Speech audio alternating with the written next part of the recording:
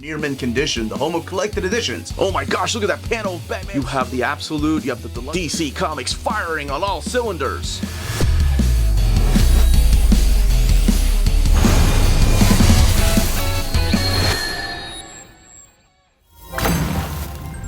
Let's go! I am the Uncanny Omar. You are watching Near Mint Condition, the home of collected editions. And today we're going to be taking a look at the latest printing of Red Hood and the Outlaws, the New 52 Omnibus Volume 1 from DC Comics. So let's go ahead and take a look at this together.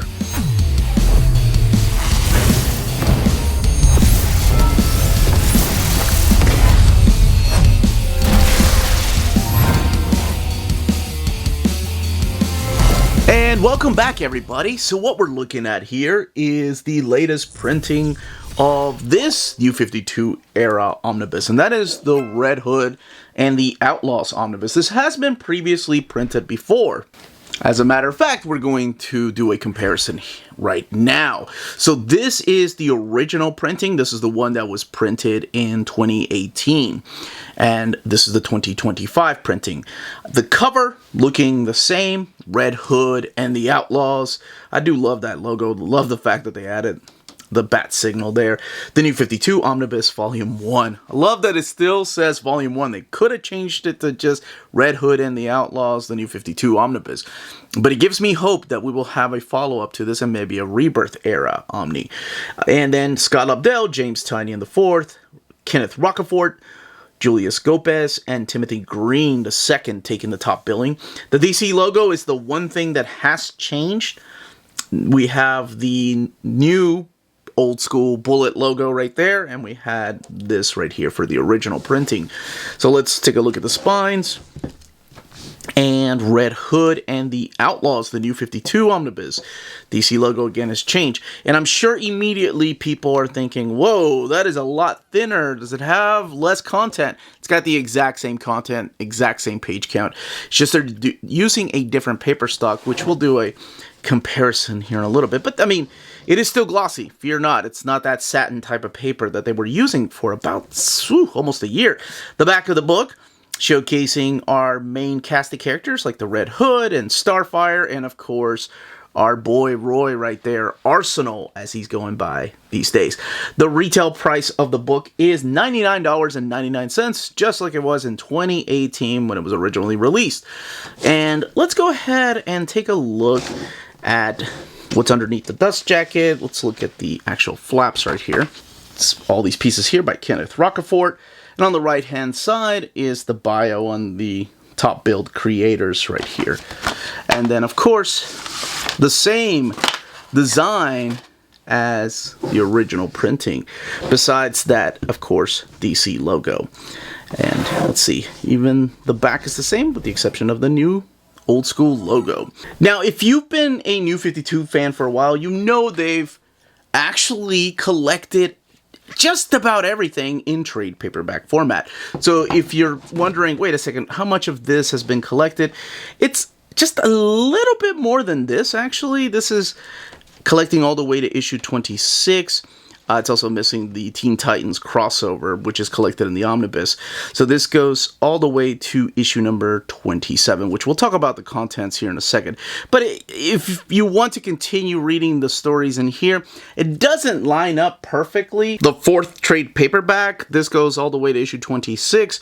This Omni goes all the way to issue 27. So double dip a little bit with Volume 5 if you want to keep those. But who knows? Maybe one day we'll have a second Omni wrapping up the New 52 era, and then of course get some Rebirth Omnis. Let's go ahead and crack this Omnibus open and talk about the type of stories found in here. Check out this artwork, look at the extras, and then of course the comparison to the original printing. Alright, let's go ahead and open this Omni up. Have your black end sheets, your title page right there, Red Hood and the Outlaws, the New 52 Omnibus Volume 1. And your credits. Your writers up here, Scott Lobdell, James Tynion IV, Scott Snyder, Joshua Williamson, and Fabian Nicieza. And your artists like Kenneth Rocafort, Julius Gopez, Timothy Green II, Greg Capullo, Walden Wong, Ian Churchill, and Sanda Flore, just to name a few. Your colorists like Blonde, taking the top billing, and Andrew Dahlhaus and Javier Mena Guerrero. Letterers like Taylor Esposito and Carlos M. Mangual, and also Richard Starkings. And over here is your table of contents, and there are page numbers. So rest assured, you can just jump to each and every one of these particular issues. So collected in this book is the Red Hood and the Outlaws 0 through 27, Teen Titans number 16, Batman number 17, and the Red Hood and the Outlaws annual number 1. And again, table of contents, and we have the first issue right here. By the way, something that you'll probably notice is the way that this is mapped. It does kick off with issue number 6 right there, from Red Hood and the Outlaws number 6, where the sea runs red and the girls are pretty, and then it jumps into Red Hood number 1. That was done completely on purpose, and honestly, it is the exact same way that the trade paperback is done. They decided to kick it off with that kind of like a flashback issue. So rest assured, it's not a misprint. It's just the way that they do the suggested reading for this, same as the original printing of volume 1. And it's not the only time you're going to see that. There's other stories that they're taking part of the issue from, like Red Hood and the Outlaws number 11, and then we jump back to issue number 10. Then you go back to issue number 11 of Red Hood and the Outlaws. It's just that's why I love collected editions. It is what the editorial and collected editions editors thought would make the best reading order for these books. But everything else, for the most part, will follow a linear path, like 15, 16, 17. And then you... okay, we need to talk about what's collected in here. So collected in here, as I mentioned, were all those stories. And if you notice, Batman 17 was part of it. Well, that's because it crosses over into the Death of the Family issues from Batman, and it's included in a lot of these, like Batgirl Omnibus. I'm actually surprised it was not included in the Detective Comics Omnibus, the New 52 Volume 1. Spoilers for what I'm about to talk about, because I have to talk about the pitch of the stories in here, talk about what exactly is happening through here, and the identity of who the Red Hood is, in case, you haven't played Arkham Asylum, and you're new to comics, or you haven't been around for the last 15 years or however long this character's been around. Just in case. I don't want to spoil those kind of things for people in case they're new to comics, because I like people being genuinely surprised. But I do have to talk about some setups of here, because we are talking about a new Earth, a new beginning for a lot of these characters, a reboot, if you will, because this takes place after Flashpoint. So after Flashpoint, the DC Universe decided, oh, you know what? Now is a perfect time to do a reboot. Let's reboot a lot of these characters, give them a new origin, and kind of give them a new start. The Bat Family was the one that was given a soft reboot. Some characters more than others, some villains more than others. Red Hood was given kind of a soft boot, as well as Batgirl. Because if you know from the New 52 era Batgirl, it is Barbara Gordon. Well, some of the things that happened to these characters in the past, in the pre-Flashpoint, also were retconned, though. Like the meetings between characters like Jason Todd, who is the Red Hood, by the way, and Corey, right here, the character of Starfire. They had met previously, but in here it's like they're meeting for the first time.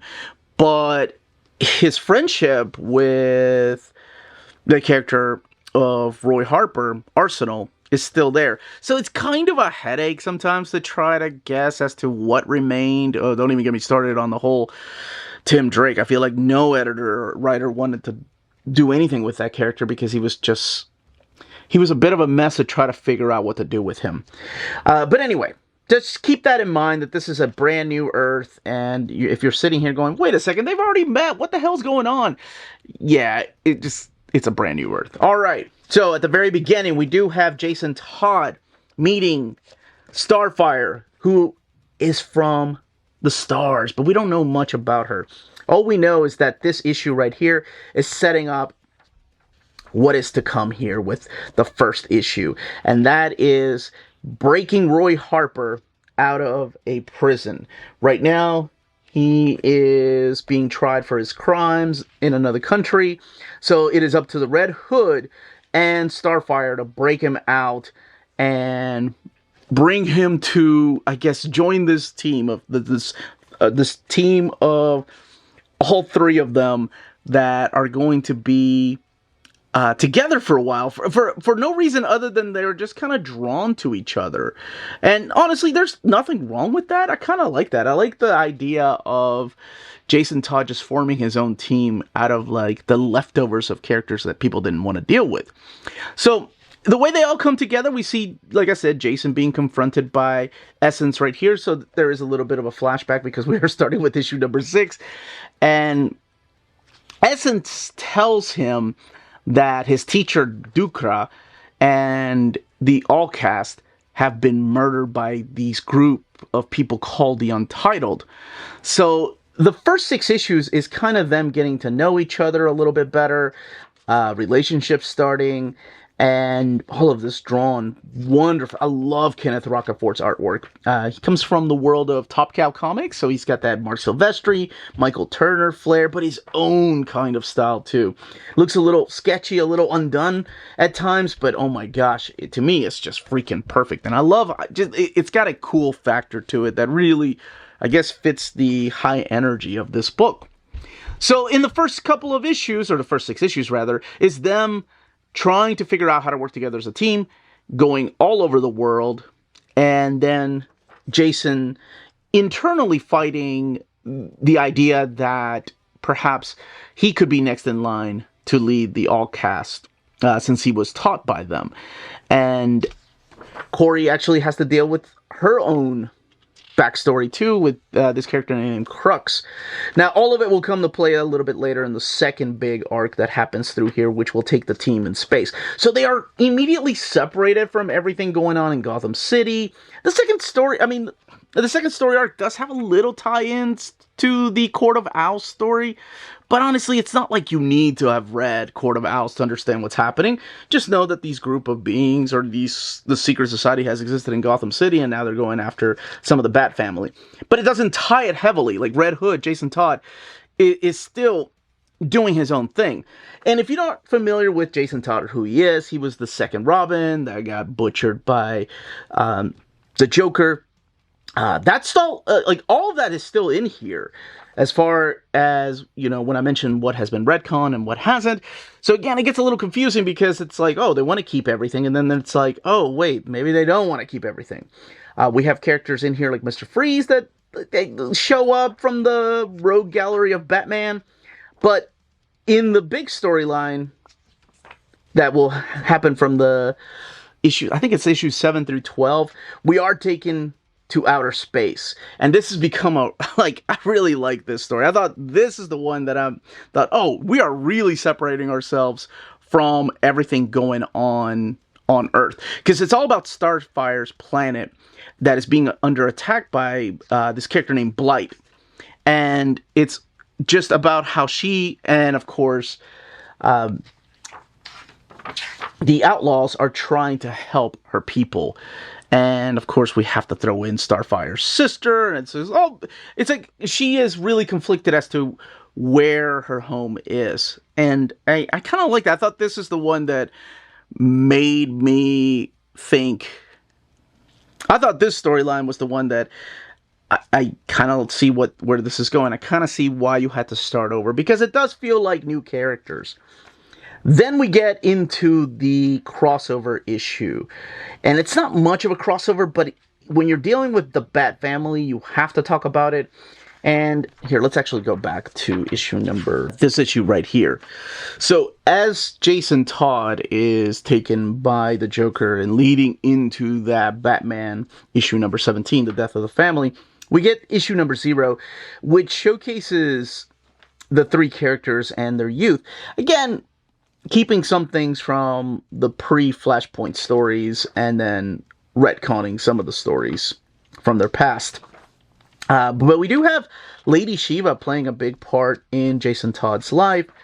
And then, of course, we have some of the backup stories here featuring the character of the Joker and how he manipulates Jason Todd. Because in the past, this is the villain that killed Jason Todd horribly with a crowbar.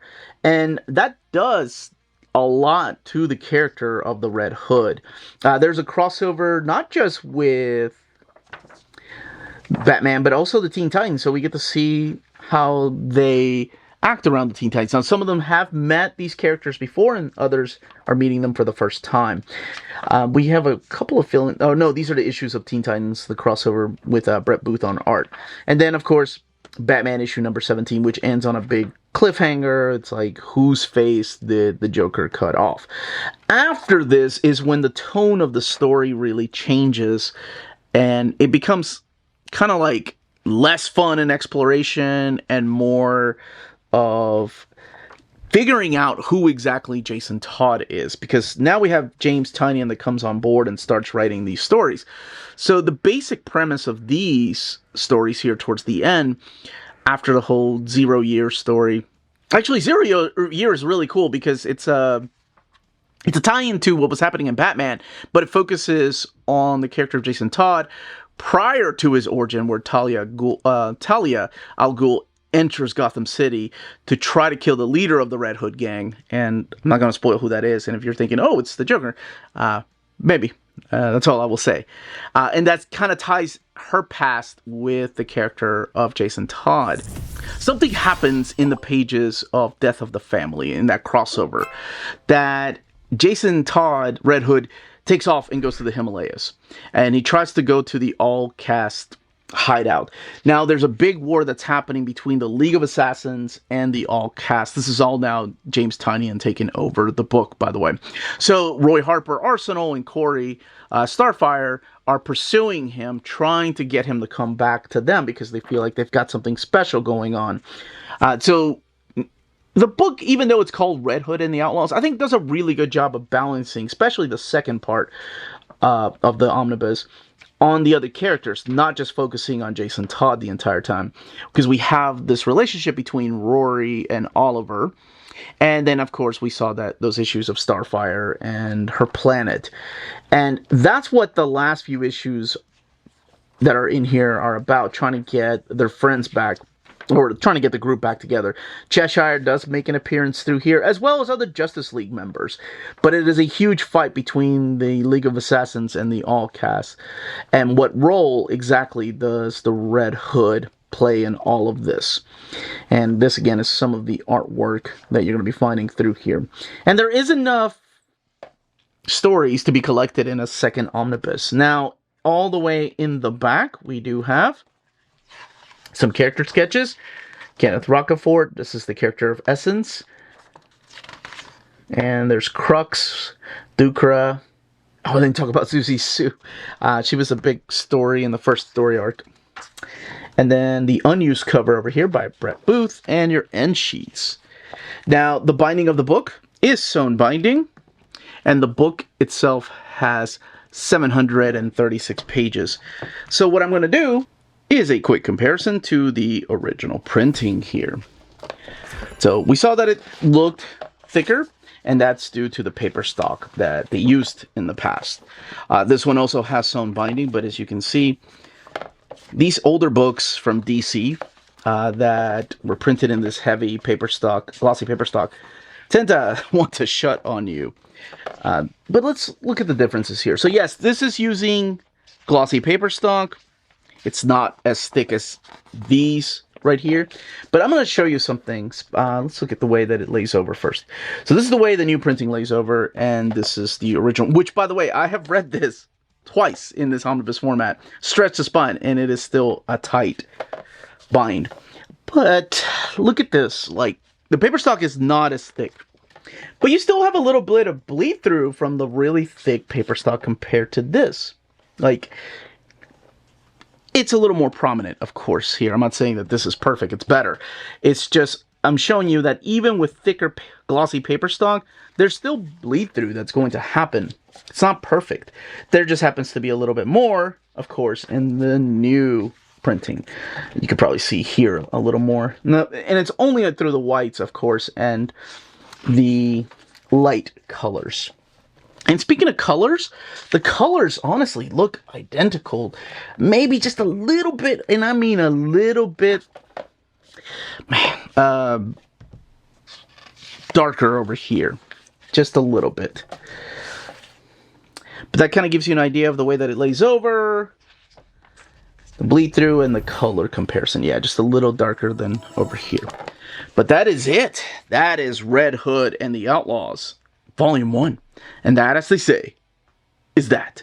If you're interested in purchasing this omnibus, don't forget to check out our sponsor, cheapgraphicnovels.com, your online home for graphic novels and collected editions up to 50% off cover price. They have excellent shipping and prompt and helpful service. Check out their bargain deals for up to 90% off cover price. And don't forget that CGN also takes pre-orders. That way you don't miss out on the hottest releases. And they are currently running a special promotion for you Minties. If you're a first-time customer, after receiving your order confirmation email, reply back to that email and let them know Near Mint Condition sent you their way. They will then apply a free shipping promotional credit to your next order in the US. Cheap Graphic Novels, your source for the hottest books with the kind of deep discount, quality shipping, and customer service that will keep you coming back for more.